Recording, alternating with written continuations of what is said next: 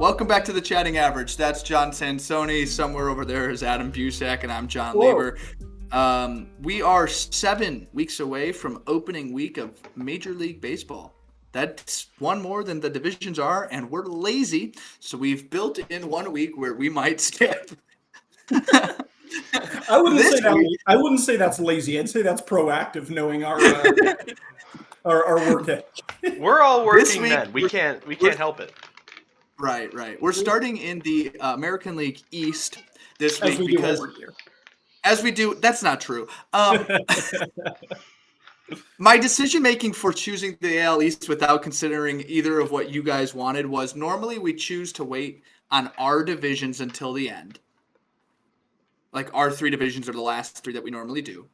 And also that I was choosing between, the World Series, the Toronto Blue Jays or the Los Angeles Dodgers. Unfortunately for all baseball fans across the world, the Colorado Rockies are still in Major League Baseball, so they are still in the NL West. So But you know what? we I have can, to start I with can the AL factually East. confirm that for the time being, they are still in the NL West.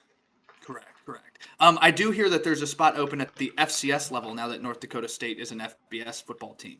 If the Rockies did want to transfer down. But we are going to start with the American League East today. I don't think is there any. This comes to the point in the year where, like, if there's a really big deal, we kind of talk about it before we get into this. In the last week, there hasn't been. Not really. We're continuing to see a very, very stagnant free agency market. And at this point in the year, I mean, until pitchers and catchers report, you're really not going to see very many signings. It's once people have their squads together and they see, oh, wow, we have a very big glaring weakness. Let's go sign somebody to fix that. That's when the market will really start heating up again. I will say there have been a few smaller deals for like starting pitchers. There was a recent trade. Chris Paddock, Eric Fetty, Nick Martinez as well got a deal. And the Red Sox just signed, as we'll probably talk about in a bit, just made a trade with the Brewers for infielder Caleb Durbin, which shores up a big question, which was they're missing just one piece in their infield, and Durbin looks to fit that part. We don't know how well he fits it yet. We'll talk about it, but that's the most recent thing I can think of. But I guess that since Kyle Tucker didn't sign yesterday, I think we should just kind of jump right into the. Yeah, he'll sign about an hour and 45 minutes from now, as soon as the episode. Well, he's currently signed for the next 4 billion years with the Los Angeles Dodgers. So I think we've got some time. How the AL East shook out last year, it was quite fun. In 5th place, the Justin Herbert team, the Baltimore Orioles, 75-87. They missed the playoffs and were 12 games back of the wild card. The Tampa Bay Rays finished in 4th, 77-85, 10 games back from the last wild card spot. And then they had 3 teams in the playoffs, so it's a fun division. It was a fun division last year. The Boston Red Sox, 89-73. They lost in the wild card round to the Yankees. Those Yankees were 94-68. They lost in the ALDS to the Toronto Blue Jays. And then the Toronto Blue Jays were 94-68 and were the World Series loser. So all they did was beat each other in the playoffs. But a very good division, 2 90-win teams. Last year there wasn't a single 100-win team. So I mean, that's pretty good work from a division to have 2 90+ win teams here. This was where it comes down to you two. You guys get to decide. Do we start at the bottom? Or do we start at the top? I say let's start from the top. All right. The top? The Toronto Blue Jays. This is the second year in a row that we're starting the AL East preview with a team that's coming off of a World Series loss. But it's a different AL East team than what we had last year, isn't it, John? Yeah, it is not the team that anyone, I think, thought was going to come out of this AL East. The Blue Jays are at 94-68. I think they overperformed their expectations. Everyone was thinking it was going to be the Yankees or the Red Sox. And you could even make an edge case going into last season that the Orioles might finally shape up, stop being the if men and be the when men. Somebody might have picked them as a World Series team last year. I don't know who that was, but somebody might have. I don't know who that was. But the Rays are also there. So the Toronto Blue Jays have really made moves and strides in this offseason to where I am not unconfident in their ability to repeat. I think there is a chance, and a better chance than I would think, for them to make a push into the postseason and for the AL East title. The thing about the Blue Jays this year for me is that there's a lot of guys going out the door, but not a lot of guys going out the door that are huge impact guys. Yeah, I was good. Let's kind of go through it. All right, please. I guess we'll start with who's gone, right? From free agency this year, Bo Bichette goes to the Mets. Anthony Dominguez goes to the White Sox. IKF to Boston. Nick Sandlin and Alek Manoah are each in LA with the Angels, and Ryan Baruchi joins the White Sox as well. Chris Bassett, Ty France, Max Scherzer, Spencer Turnbull, and Chad Green are all free agents that were on the team last year that haven't signed anywhere. It does sound like they're going after Scherzer to bring him back. But nothing official yet, so it doesn't matter. Bringing in free agency, they signed Dylan Cease, Cody Ponce, Tyler Rogers, and Kazuma Okamoto out of free agency. So they... it's interesting. Very interesting.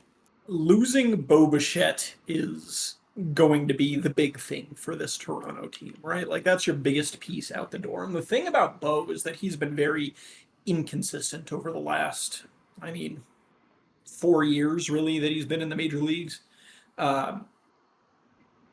In his good years, Bo Bichette is the type of bat that you need in order to have a team that's going to compete for a World Series. And I'm just not really fully sure where that production is going to be recreated. Is that a fair concern to have? I agree, and I mean it does suck when somebody in your lineup who gets on at whatever it was, a 400 clip, is no longer in that lineup. Correct. I do think, though, that they have guys that can potentially throw some wood glue in the wood hole, right? I am going to immediately say I am high on Kazuma Okamoto. I think that he could make an impact bat. At the very least, an impact bat. His defense is in a similar vein to Munetaka Murakami, someone who played third base in Japan in the NPB, ended up playing some first, and Okamoto actually got some starts and some time in the outfield as well. I'm not sure if he goes anywhere besides third base because, frankly, there aren't really too many other options I would be comfortable with putting there and moving Okamoto's bat somewhere else. Bo was someone with a 992 OPS in the last season of play for the Yomiuri Giants, and slugging .581, 322 batting average, 34 walks to 36 strikeouts. He's got 15 home runs, 51 RBIs. This is someone that you're going to see if I had to guess, you're going to see a drop in production.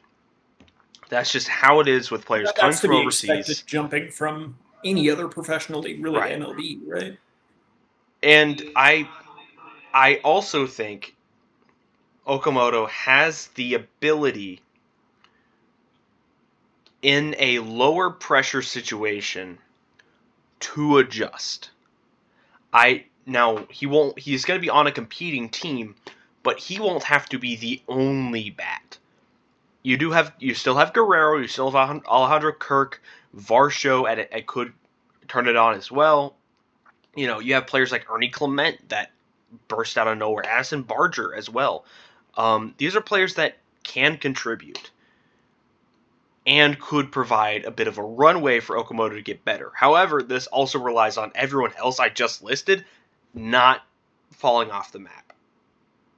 Yeah, that's I think kind of the key is that last year's Blue Jays team kind of had, at least on the offensive side, a lot of guys that really played to at least what I perceive as their ceilings last year. And how much of a dip in production can you sustain from those guys, especially with Bo Bichette already out, right? Because I don't really think that Addison Barger has another step to take, for example. I don't think Ernie Clement has another corner to turn. I think we've seen about as much as you can reasonably expect out of those guys, which makes me very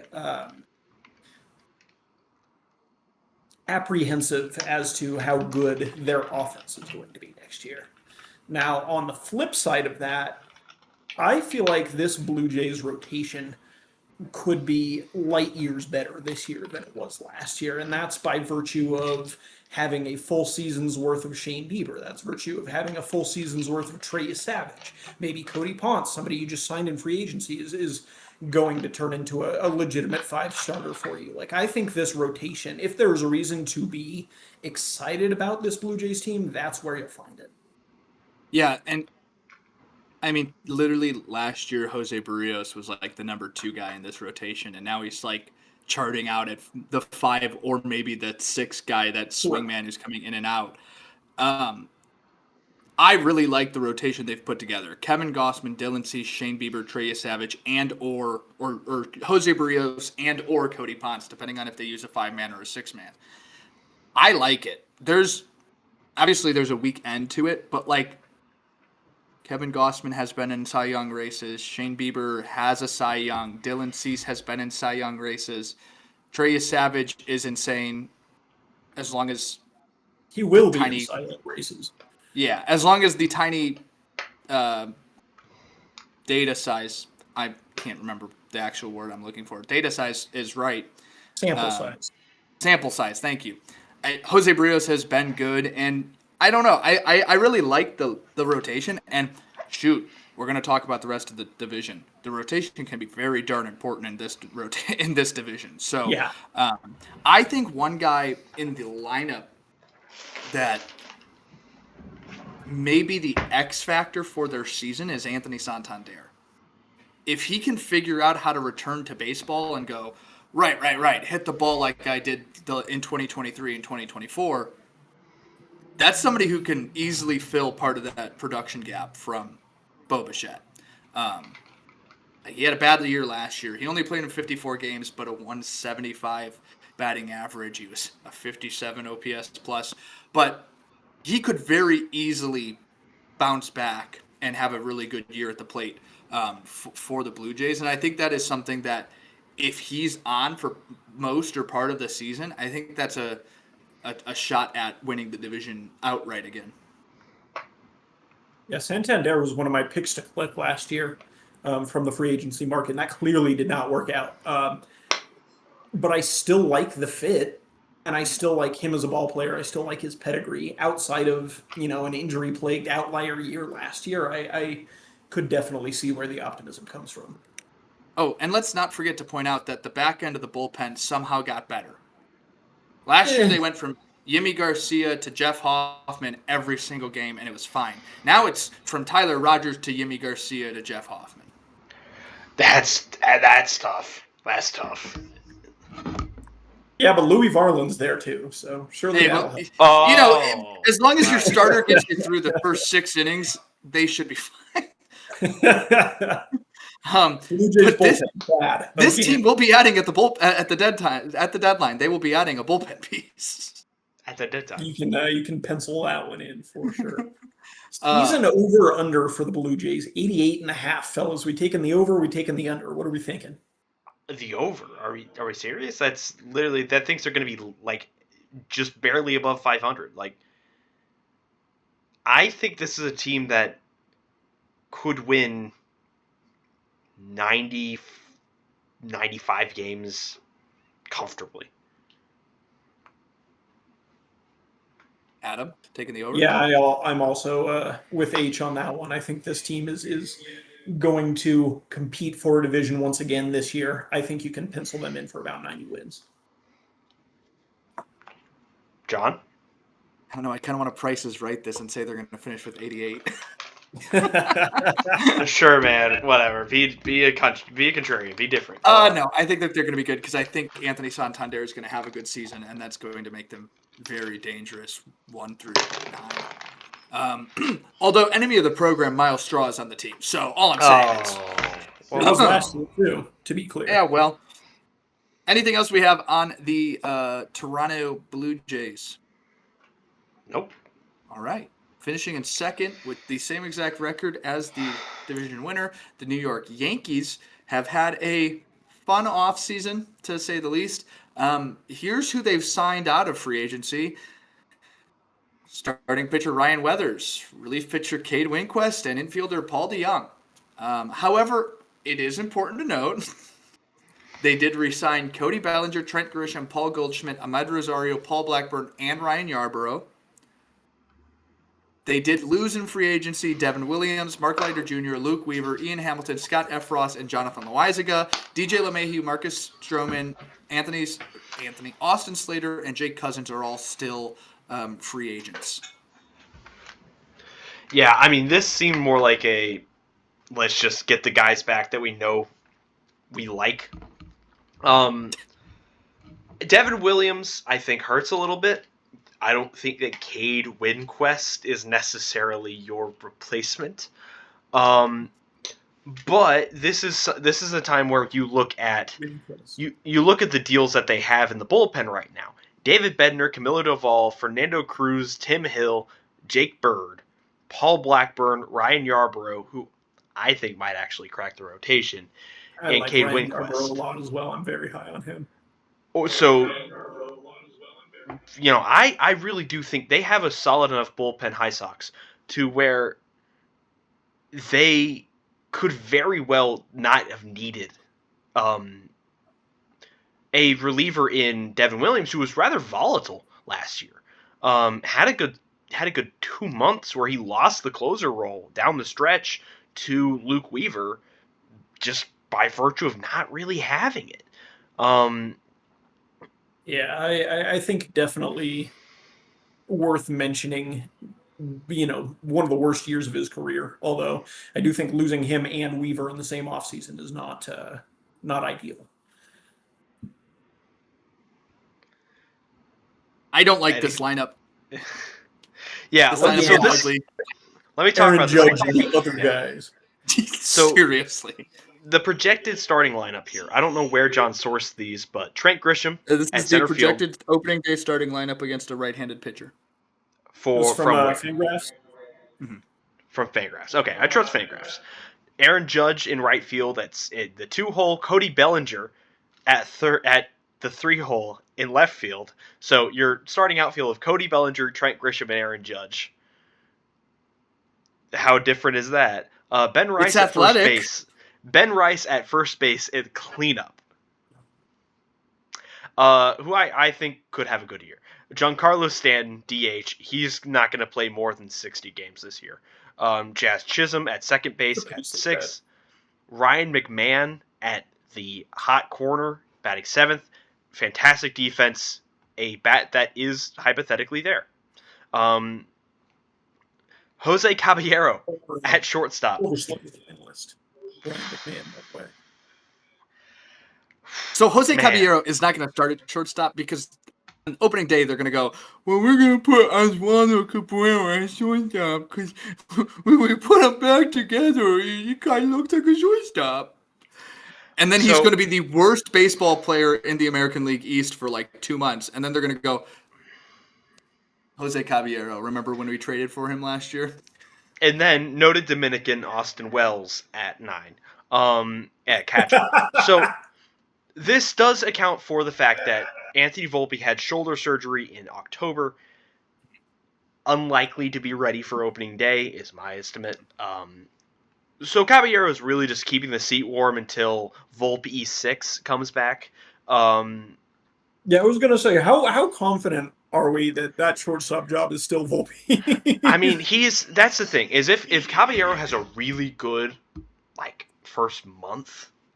Which you will. Almost guarantee. Love Jose Caballero. I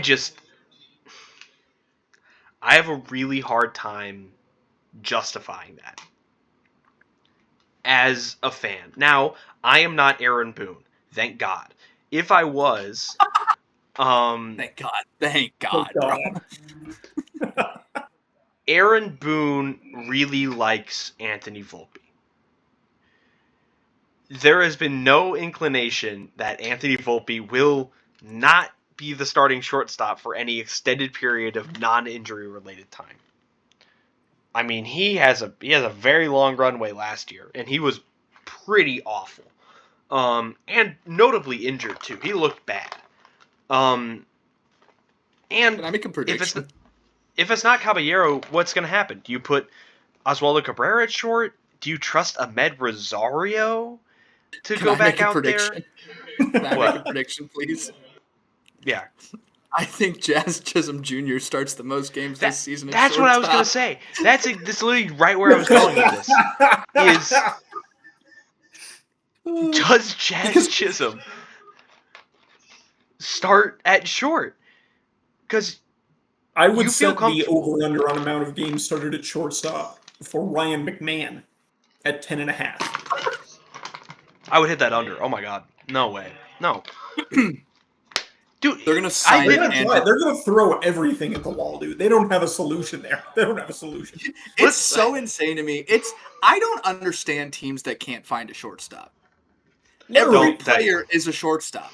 Hey man, don't let's chill on the Braves before we get there, okay? Look. Oh, where's Hassan Kim fell on some ice in Korea and now is out for 3 months. They got ice in Korea? Yeah.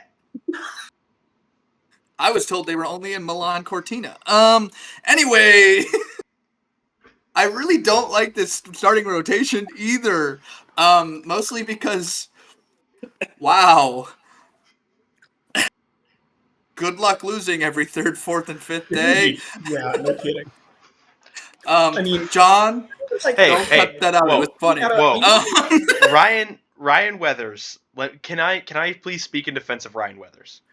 No, because I have a really good segue. Let me use my segue. Speaking of ice, are we sure that Cam Schlittler is going to be good again this year? You gotta be kidding me, man. Anyways, Garrett Cole's. Can I talk about Ryan Weathers? Can I please talk about Ryan Weathers? Is Ryan Weathers going to start more than 3 games? Yes, in 8 games. In 8 games started, and he was injured last season. These are Trey Savage stats. 38 in the third innings. In 3 games, he was really good. He had a .6 WAR and a 3.5 ERA-ish. I think he's good enough to be one of the top 5 starting pitchers on that team. I think Ryan Weathers will be he will be like look me in the eye and tell me that Paul Blackburn in the big 2-6 is better than Ryan Weathers. Sure. Also, Paul Blackburn is a relief pitcher on this team. That they've been very willing to stretch out into a starter. He started a couple games for the Mets. For the starting day roster, Paul Blackburn is projected to be in the bullpen by week 3 of the season. He will be their number 2 starter. Because the Yankees will do what the Yankees do. Every single guy in the rotation will have Tommy John by week 7. Clark Schmidt, your time has come. Clark Schmidt had it last year. And I don't think he'll be back. Garrett Cole will be, though. He had his surgery in March of last year. He won't be back for opening day, but he'll be back. Buddy. During the season.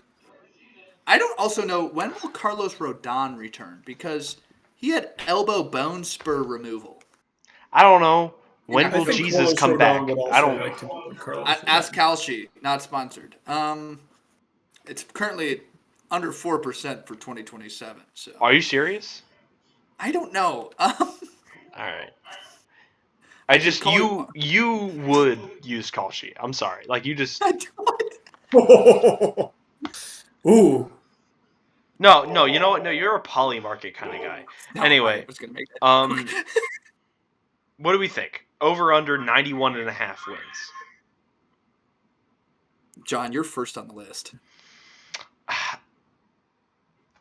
It's going to be just barely under. It's going to be just barely under. It's going to be so close. But I don't love the chance for a lot of this lineup to regress to the mean. Anything 5 through 9 here could very well be a below average hitter on this projected lineup. And the bench doesn't look terribly better. I mean, that's... Come on, man. 79-year-old Paul Goldschmidt doesn't do it for you? This season is going to be very, very much testing the theory of how far can Aaron Judge drag the Yankees by. And I think that last year, which was by and large the best year of his career, he was not able to get them particularly deep in the postseason. Back to the AL wild card, baby. This year, things are going to look much worse for the Yankees. I'm taking the under. We all take the under. My prediction of Jazz starts the most game at shortstop is also recorded on this page. Do you have the Ryan McMahon 10.5 starts? What? How many was it? 10.5? 10.5. Over or under? Over. Over 10.5 starts for McMahon at shortstop. John, would you like to make a prediction? I feel like you're left out here. I will say Ahmed Rosario gets over 3.5 starts at shortstop. 3.5 is so easy. 3.5 is very low. But I don't know. This is Ahmed Rosario. This is a guy they were barely comfortable with having play at all for no reason. Can I make a second prediction? Like, Cade Winquist starts a game for them, and it's not like an opener role. Yeah. And it's not the second game of a doubleheader. Didn't they just pick up, who'd they pick up from Pittsburgh? There's a guy they signed like a minor league deal, I think, or they might have claimed somebody off of waivers from Pittsburgh as a starter. Vito? Does that sound right? Osvaldo Vito? Oh, Osvaldo Vito, yeah. Yes. He will start at least one game as well. Oh, yeah, 1,000%. He's going to be like their number one spot start guy. He's going to be the Carlos Carrasco of the 2026 Yankees. Oh, boy. This team might be real bad. All right. So we move to another team that might be real bad. On to the Boston Red Sox. They've added a lot this offseason. Wilson Contreras, Caleb Durbin, literally this morning. They added IKF, Ranger Suarez, Sonny Gray, Johan Oviedo, Kyle Keller, and Ryan Watson. Though in free agency, they lost Alex Bregman to the Cubs, Steven Matz to the Rays, Rob Refsnyder to the Seattle Mariners, which just makes sense. Dustin May to St. Louis, and Josh Winkowski to Toronto. Lucas Giolito, Justin Wilson, Liam Hendricks, and Nathaniel Lowe still all unsigned. I don't get where Red Sox fans say we've not made a single move this offseason. Because Wilson Contreras and Ranger Suarez are two very solid acquisitions for a team that needed both of them. Because for Wilson Contreras, even Tristan Casas, who was injured, said that Wilson Contreras deserves to start over him because he hasn't quite earned it yet. Well, first of all, have you met his brother? Wilson Contreras is going to be, and we've talked about him before on this pod, that he is someone who had a surprisingly good year last year.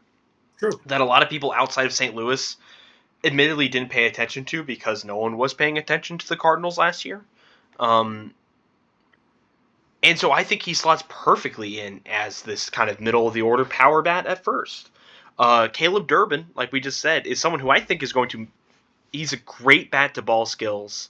That's kind of his main selling point. Has played all across that left side of the infield. And I think ends up being one of the surprising contributors. He'll be above average hitter. I think he'll play above average defense. He'll be pretty good at pretty much everything they need him to do. He'll be like an 800 OPS guy, and it'll be fine. That'll be exactly what they need him to do. Can I ask a crazy question? Go ahead. Why would Jarren Duran DH? Because everyone else in this outfield is way better at fielding than him. Ceddanne Rafaela is a platinum glove guy every time. Roman Anthony had graded out actually surprisingly well. At shortstop, by the way. Yeah, and Wilyer Abreu won a Gold Glove. If anything, Duran is the worst one out of the four. By April, Ceddanne Rafaela will be playing shortstop because Trevor Story's head will explode or something. Yeah. No, what'll happen? So I have a point I want to jump in here that H made earlier about Durbin and about Contreras, both of which I genuinely think are very nifty pickups, both of which I agree with you. I think will be surprise impact contributors for this Red Sox team. Unfortunately for Contreras, and especially for Durbin, the people whose production those two are being tasked, specifically those two are being tasked with replicating, is that Wilson Contreras has to be Rafael Devers, and he's not. And Caleb Durbin has to be Alex Bregman, and he's not. I think these could both be very good ads, and you could still see this Red Sox team step back from where they were last year. And again, this is all fallout from, Devers' feud with management, because at the end of the day, last year you had two franchise guys in Bregman and in Devers that were kind of the cornerstones of your lineup. And you mishandled so badly asking one of them to stop playing defense that you ended up with neither of them this year. Like, when you take a step back and look at the greater picture of where the Red Sox are at right now as compared to when we were having this conversation on this preview last year, this is a much worse team in my eyes. Can I say I like the rotation. I think I agree with you guys. I don't think that the lineup gets it done. And I think it's strictly what Adam just said. I don't think the guys that you have brought in are replacing Rafael Devers and Alex Bregman. Unfortunate, but and I do like. That's not their fault. That's not those guys' fault. It's just that there's very few Rafael Devers and Alex Bregman. Right. In the league. Exactly. And the Red Sox had both of them, and now don't have either.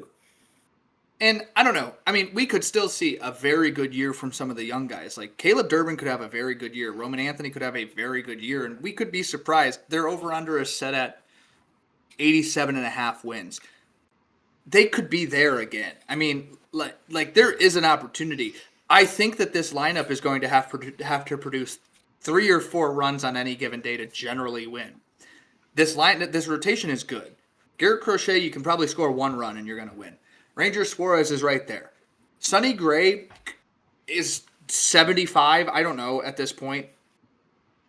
I was really effective last year. I would be really happy if I was a fan of any team in the league if Sonny Gray was my 3rd best starting pitcher. Brian Bayo, Johan Oviedo, neither of them were bad last year. I like the starting rotation. I hate the bullpen, and I don't really like the lineup. But what can you do? I mean, that's the point you make, right? Is that your offense is gonna have to produce 3 or 4 runs every game to win with this bullpen, and I'm not sure 3 or 4 runs is not like a huge milestone to clear. No, but I'm not sure an average day for an MLB team. I'm just not sure this lineup's capable of it. Right. That's the thing. It's like an average lineup should be able to create 4 or 5 runs each day. I mean, you have your off days, you have your outliers where you get shut out, you face Paul Skeens, stuff like that, whatever. But like, I think that this team should be able to produce enough wins to probably make the playoffs again. But that's like if everything goes right and Romy Gonzalez and IKF don't end up making half the starts in the infield this year. Currently injured guys, Tristan Casas will be back at some point this year. I assume that means Romy is DFA'd or traded at the deadline. I don't know. Cutter Crawford will be back. Wrist surgery at some point this year. I think he should be back. Hey, Adam, Patrick Sandoval, he could make some starts for this team. He's due. He's due to make some and then Tanner Houck and TJ. You make that point about their rotation and how solid it is, and even at the bottom of the rotation, and guys like Bayo and guys like Johan Oviedo, like it's a very real chance that those are not going to be the guys that are making the bulk of those starts, depending on how Crawford progresses with his injury, depending on how a lot of guys. I do like, but at the same time, they've if those guys don't progress well into recovery and getting back to playing, like I like what the front office did to replace something in the in the rotation, like bringing in Suarez and Gray was a good move. Agree. They should have focused all that energy on the lineup, though. 87.5 wins, John. You know what? Billions must try. Let hope into your heart. I think I'm hitting the over here. I'm hitting the under. I'm taking the under as well. Billions must try. I don't have them. I appreciate the rabble-rousing speech. I really, really do. But I look at the names in front of me on this piece of paper, and I'm not inspired by them.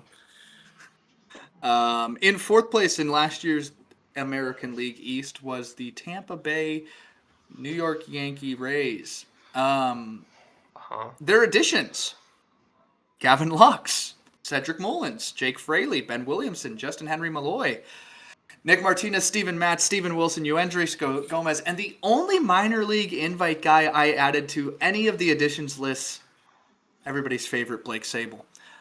In free agency, they lost 3 people because it's the Rays, and they don't let guys get to free agency. Adrian Hauser signed with the Giants, and Pete Fairbanks and Christopher Morel both signed with Miami. They also got lineup. They got rid of both Josh Lowe, Brendan Lau, both got traded. Or both are gone. Yeah. And Jake Fraley and Gavin Lux were the replacements. Cedric Mullins is starting in center field. Taylor Walls continues to have a spot in this lineup. Yeah, that's the most baffling thing. Taylor Walls still has a job in Major League Baseball. The fact that Johnny DeLuca does not get a starting position out here, and that Justin Henry Malloy is one of your bench outfielders. Well, you have to remember your fifth starter, the Tampa Bay Rays, your fifth starter in this pitching lab is converted starter reliever starter Steven Matz. Hey, you never know what could happen. They have like 2.5 starting pitchers. Dude. They have 3 closers listed on their team too. Exactly. Yep. This whole lineup is the equivalent of that one meme where it's just this pile of sludge in a pan with like broccoli and all this shit. And I just made a bunch of bullshit. This is that. Like it is just And you know what's crazy? And you know what's the crazy? Their over under is 77.5. They'll probably hit that. Like they will. They'll win 79 games. Like the thing is that it's like when you clear your entire fridge out to make like a stir fry. I do that all the time. And like it ends up still being pretty good, but it's like everything there was like grilled dinner. Yeah, like dinner. How I need to stop. I'm getting genuinely upset about the Tampa. All right, the rotation looks like Drew Rasmussen, Ryan Pepio, Shane McClanahan, Nick Martinez, and Steven Matz. It's really good until you get to the 4th and 5th day. Gosh, they sound like the New York Yankees. If only they played in their darn stadium earlier this year.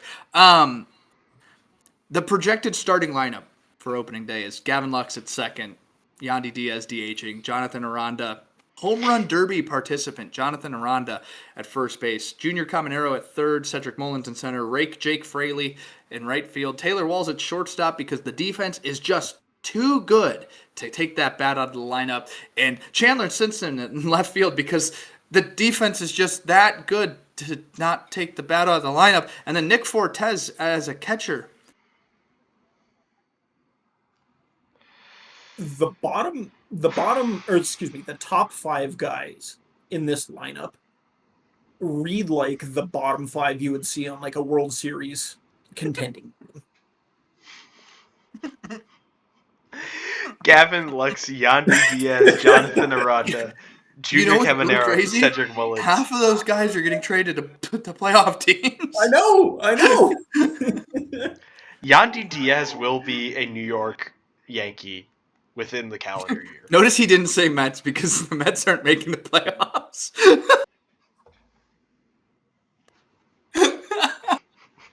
We haven't gotten to the NL East yet. We will. Oh, we will. I heard the wailing and gnashing of teeth at the gates of heaven. Enjoy, New York Metropolitans. You're in hell with the rest of us. 77.5 is... No, whoa. I want to talk about the bullpen. What team in the Major League Baseball has 3 closers? This is the best bullpen ever. This is actually a pretty good back end. Made the whole team out of the bullpen, dude. It's awesome. What happens when Nick Martinez shits himself in the 3rd inning? Yo, Andres Gomez, I need 3 out of you. I need 3 innings out of you, Andres Gomez.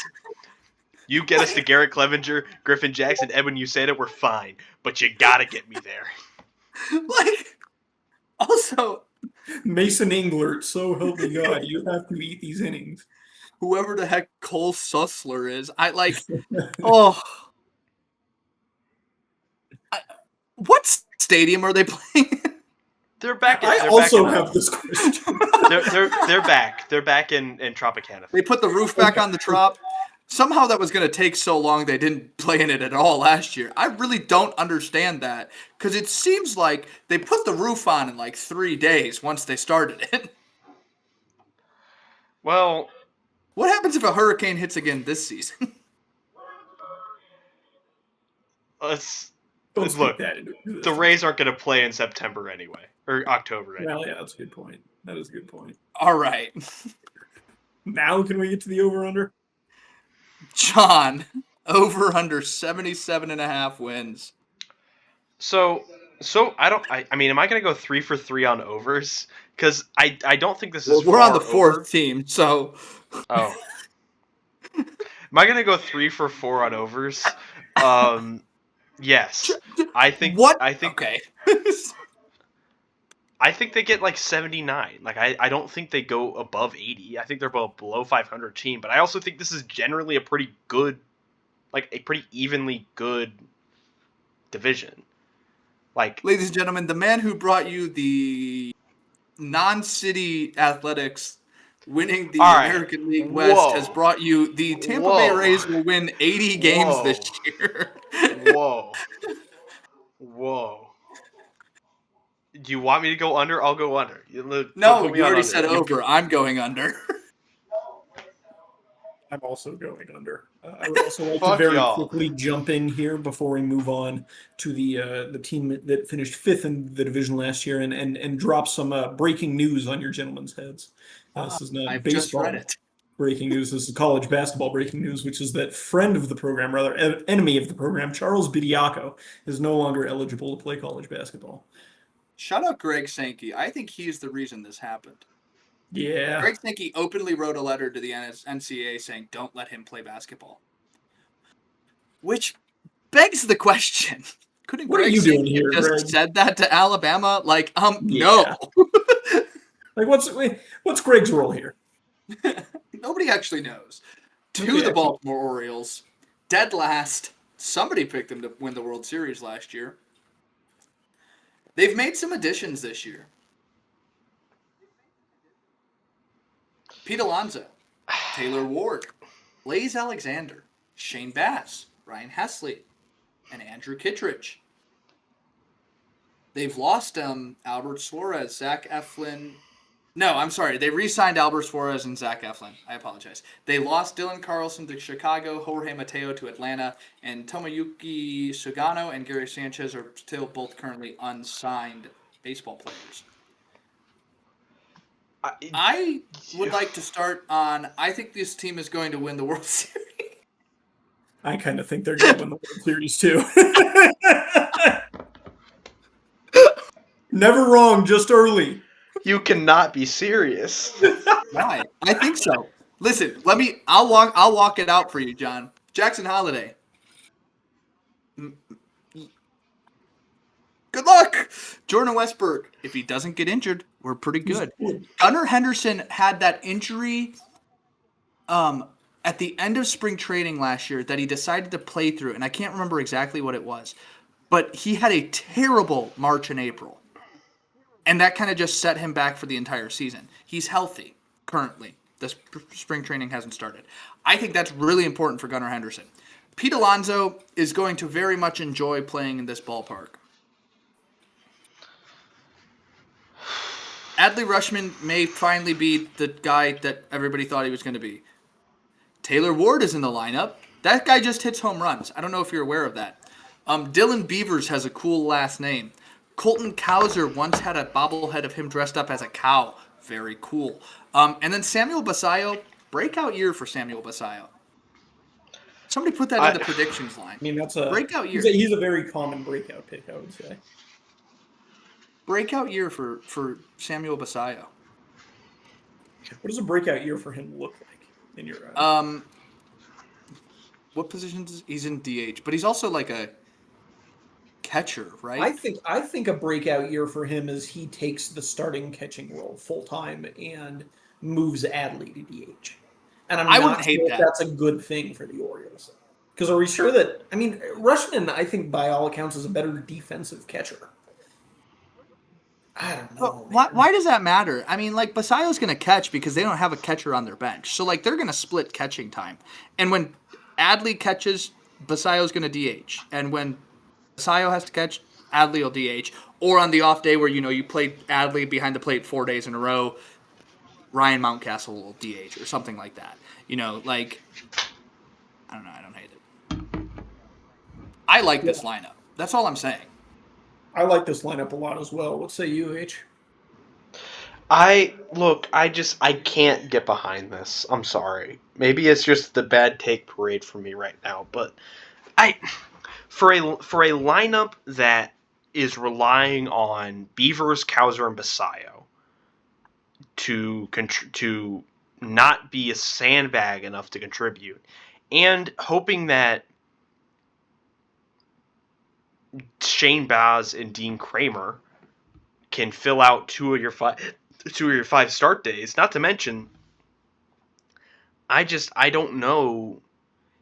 Yennier Cano didn't have a great time. Helsley wasn't even that great in New York. As a Met, he kind of didn't do very well, and you're not gonna have Felix Bautista for a good portion of the early season. Connor Selby, Dietrich Enns, Rico Garcia. These are players that could sneakily contribute, I'm sure, but I see them falling into a lot of the same pitfalls as this last, because they're trying to recapture that magic of the Guardians. That's why they hired the Guardians bench coach. And I don't know if this is the core to do it. I really don't. I don't see. I think that they're going to make some. They have to sign a starting pitcher before this season starts. I mean, that's as ever the issue with the Orioles. This rotation kind of low-key sucks. But they went out and they got Shane Baz. That's not the best ad, but they got Shane Baz and they locked down Zach Eflin. I think that's important. Yeah, and they also gave up on Grayson Rodriguez. I don't blame them. It's not a great rotation, but the lineup is juicy. I like the lineup. And again, of course, at this point in the year, it's, well, if they're all healthy, then they'll be fine. Well, that was the issue last year. None of them were healthy. Everybody missed time. Henderson missed time. Westberg missed time. Cowser missed time. Like, I don't know. For the last few years, 2 years ago, we were talking about how good this team was. Last year, we were talking about how terrible this team was. The team is good. Like, I like this core. And I really like what they did to add to it. Like, the core of Adley, Cowser, Westberg, Henderson, and Holiday is fun. Like, that is a fun... They all look the same. I don't know if we've mentioned that today yet.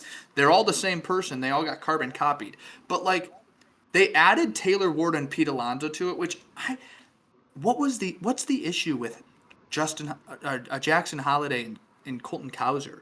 Well, they're part of this core, but maybe they don't hit a ton of home runs. Okay, let's bring in the guys who hit the ball really hard to left field. Like, they, what's their general manager's name? Mike Elias. I thought they fired him. Did they? That bum. Nope, he's still the president of baseball. That bum. I like what he. I like his offseason. I hate to say it, John. Sign back your Albert Suarez and Zach Eflin. Great decision. I don't give a crap about the next 4 guys he let walk. Who cares about Dylan Carlson, Jorge Mateo, Tomoyuki Sagano, and Gary Sanchez? Nobody. You signed Pete Alonso and Taylor Ward. What did I just say? Guys who hit the ball like out to left field every other at bat. That's fine with me. Blaze Alexander is a utility guy who's going to play wherever they need him. Shane Baz is a good ad. It's not great that he slides into like that 3 hole in the rotation. But like Hesley and Kittredge are good ads in the bullpen. That's your 8th inning and 9th inning guy. Like, I don't know. I don't hate it. I don't know about the bullpen though. That is like the one thing. Keegan Aiken didn't have a bad year last year out of the pen, but do we know when Bautista will be back?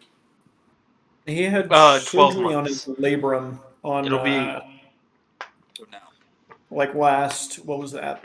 It was last August. So CBS reports say expected to miss a full year. So at the earliest, he'll be back probably mid to late August. I don't see a reason why, if especially like a single setback in his recovery, he's not going to play next season at all. Right. I don't think they need to force everything him goes right and this team's making a division push and he's like a deadline ad. Yeah. Like, I mean, that's also a very real possibility. He gets added back to the rotation or to the bullpen, and I mean, I don't want to face Kittredge, Hesley, and Bautista, but yeah, they let him work low average innings in September and work his way back up. Yeah, I can totally. I mean, if they get to the World Series or even in general the playoffs, I don't think he's closing games, but I think he's your 7th or 8th inning guy at some point. But you're also right, Adam. I think he pitches a 5th inning or a 6th inning for a little bit until they get him really into it. But yeah, I don't know. I like this team. I think that their bench is deep too, which is important for a team who is injury prone. Like Tyler O'Neill is out there. Ryan Mountcastle is still there. Blaze Alexander's there. I don't know a lot about Jeremiah Jackson. Is that a young guy for them, right? I mean, knowing the way that organization works, that would not shock me at all. Yes, he is. He played in 48 games last year and had a 276 batting average, a 117 OPS plus. A lot of strikeouts, but not bad. I don't know. I like the team. Their over-under set at 84.5 wins. They had 75 last year with a team that was unbelievably filled with holes because of injuries. I was trying to figure out what starting pitchers are still available. Are we seeing anything good? No. I am looking. Chris Bassett's still available. Zach Gallen's still available. Zach Littell's still available. Lucas Giolito's still available. Aaron Savale. Okay, so there's names. There's names. Yeah. Griffin Canning, Marcus Stroman. Okay, I mean, so John Means is still available. So like guys from 3 years ago, Correct. that would have been great ads like 3 years ago. There's a lot of good remember some guys out there. They haven't gone out and signed somebody who was, yeah. I mean, and I don't think any of us expect them to at this point. But like, there are options for them to go. Like signing Chris Bassett, he had 4.8 WAR last year. Zach Gallen had 3.9. I mean, there's guys that are available. Zach Littell 3.7, Patrick Corbett 3.6. Like, there's guys that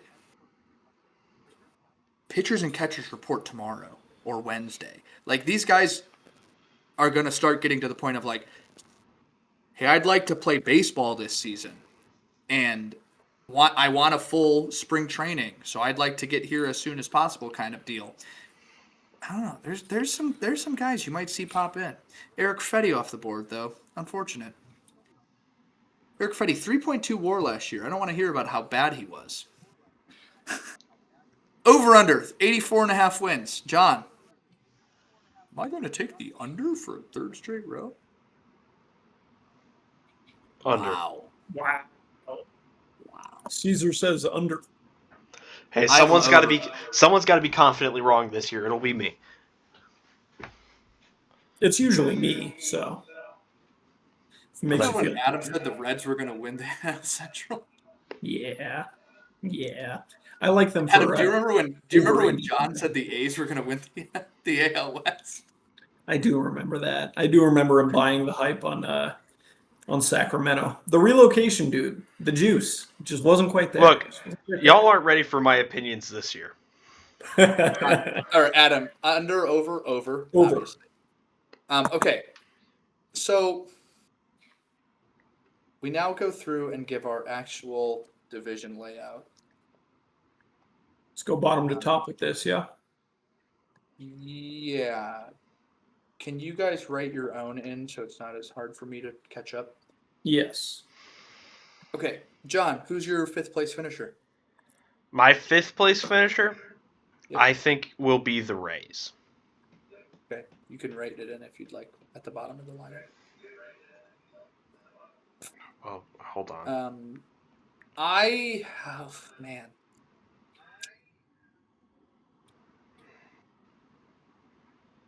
I don't know, man. I kind of want to pick the Red Sox. Really?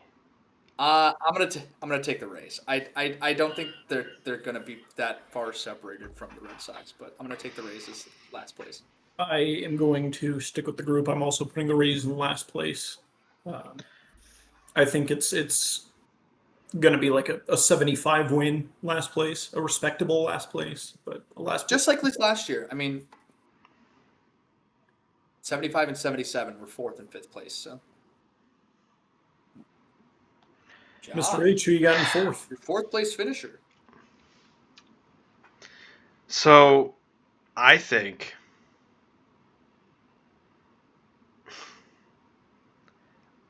it's gonna be. I think it's gonna be the Orioles. I think it's gonna be the Orioles. I have the Red Sox in 4th. I also have the Red Sox in 4th. John, your 3rd place finisher. I've got the Red Sox in 3rd here.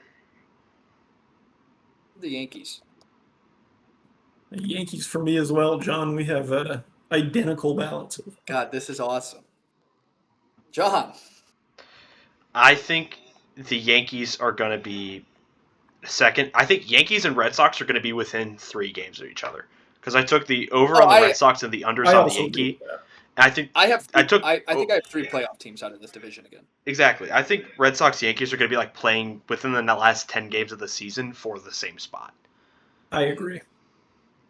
So, I mean, that kind of telegraphs my intentions there. That I think the Yankees are going to be the 2nd best team in this division. I'm trying to read Adam's mind here. I have the Orioles finishing 2nd. I too have the Orioles finishing 2nd. Oh my god. Blue Jays. Don't mind me. Clean. I'm not like everybody else.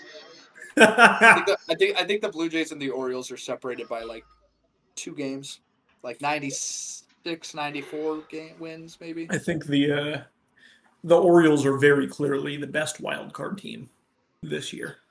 That's the designation they earn. Yeah, I don't know. I think the Yankees only finished third, and I think the Yankees finished third with like 85 wins. I think that there's a 1 and a 2, and then a gap, and then a 3 and a 4, and then the Rays finish under 500. I think I would err with the Red Sox being a little bit closer to the Rays, and there being a gap between third and fourth and fifth. But yeah, I think the Yankees are going to be kind of on an island there in third. This is crazy. All of us said. Oh wait, hang on. Did I go past? I did. Okay. Let's put win totals to these as well. John, we all had over 88.5 for the Blue Jays. So what is your number for the Blue Jays? Just put. I mean, it's not like we. I think they're at 92. Okay. I have them at 96. I'll give them 90. I'll split the middle. I'll go 94.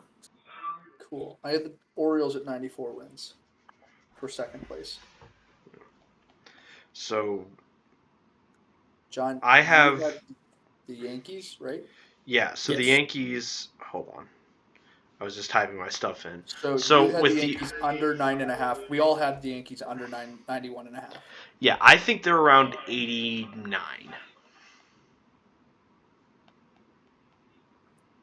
I would. Oh, sorry, John. Or Adam, go ahead. I'll give my Orioles 93 wins. I think they barely lose the division. I have the Yankees in third place at 86 wins. I'll give them 87. So I think the Orioles are going to get. I think the Red Sox will get 88. I think they'll be like within a game of the Yankees here. And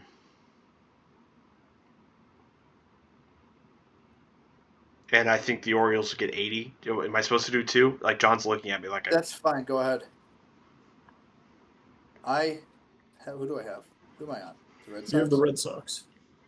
Trying to make sure I don't sound stupid. I had them under 87.5. Well, that makes sense. Good. I have them winning 83 games.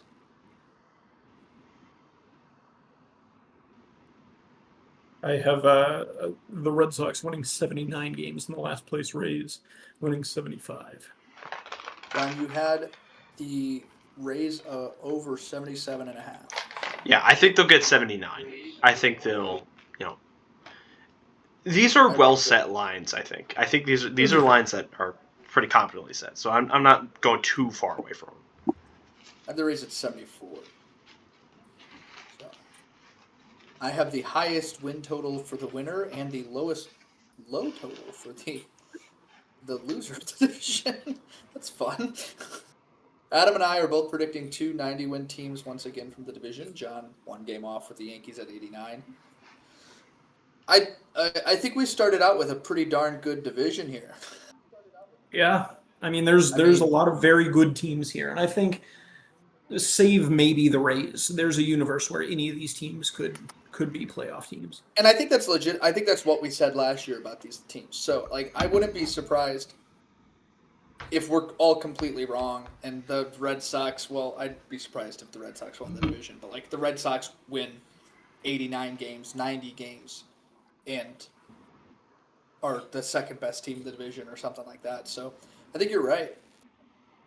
Fun division, and a lot of movement in this division as well, and a lot to talk about here. Okay, it's time for the grid, I believe, right? Yep. Everybody's favorite, the Immaculate Grid. No. What is the Immaculate Grid? John, the Immaculate Grid is? A 3x3 grid with 3 rows and 3 columns that makes it 9 intersections. The rows and columns are with teams and stats and awards and other achievements that you have to find the rarest possible player that fits both categories. And the categories are, for the rows, we have the For the Rose, we have played in the major Negro Leagues, the Los Angeles Dodgers and the Cleveland Guardians, and then we have pitched a minimum of 1 game, played catcher a minimum of 1 game, and Hall of Fame for the columns.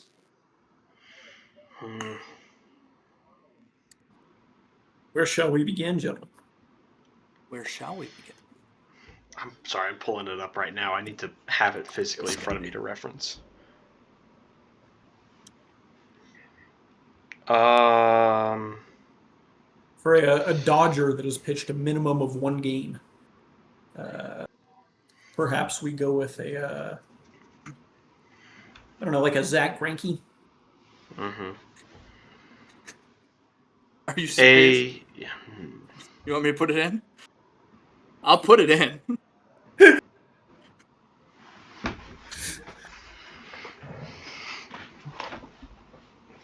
Are we actually? You want it? You want it? I'm hearing no objections. It's in at 0.8%. Jesus. All right, catcher for the going for pitchers is actually the funnier thing to do. It is, dude. It works better. It works better. A catcher for Cleveland. Cleveland. Give me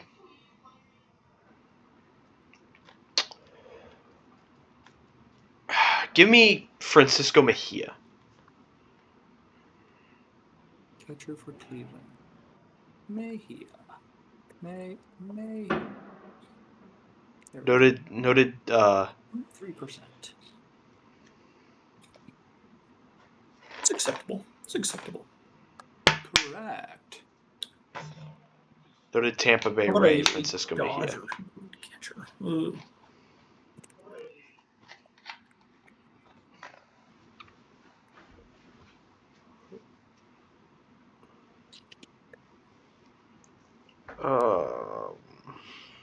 Yes, John. Great decision.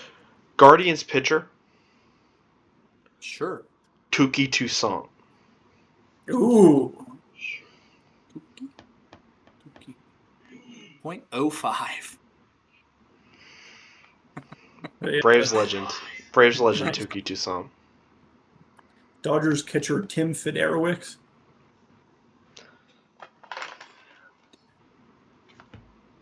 Tim Fiderowicz. 0.5.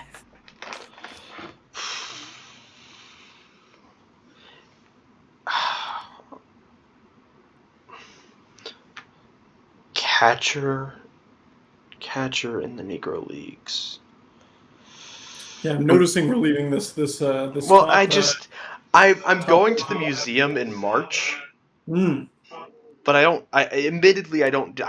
know enough about it to feel super confident in it. But I want to say that that Josh Gibson played catcher, if I remember correctly. That sounds right. Josh Gibson did play catcher, but did he play in Major League Baseball? No. He didn't need to. No. What are you confused about, John? Oh, I'm sorry. Okay, I got you. I'm sorry. I understand.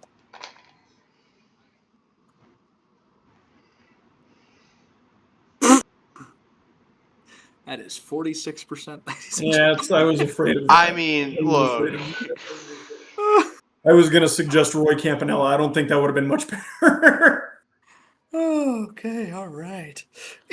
Yeah.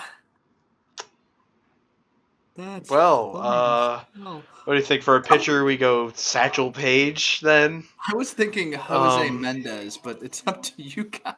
No, go Jose Mendez. Go Jose Mendez, please. Satchel Paige was a joke. Jose Mendez, 0.3%. Let's go. Yeah. All right, now we have the Hall of Fame section, which is so fun. Hall of Fame Dodger. Are there any? Do they have a? Did Glavine? No, was it Glavine or Maddox that played for the Dodgers? Like when he was really, really old. I feel like it was Maddox. I'm pretty sure it was Maddox. We could do Maddox. for the Negro League spot, I'm putting Larry Doby.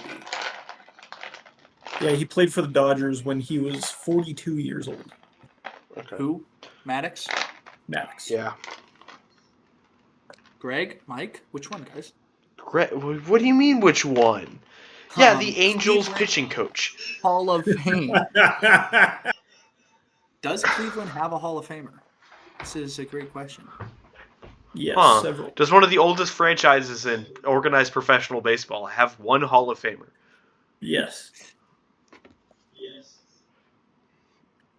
It would be a really good bit to use Satchel Paige on this spot, not the other Hall of Fame spot. I have one. Thoughts on that?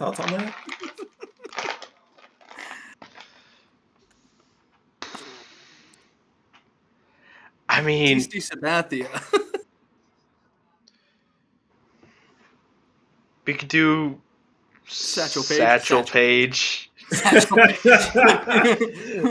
Or Cy Young.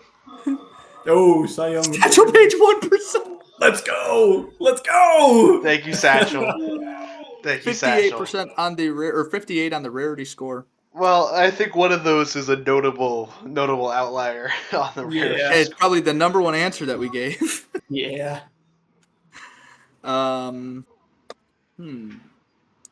Hardest spot on the grid today was a Negro League catcher, 77%.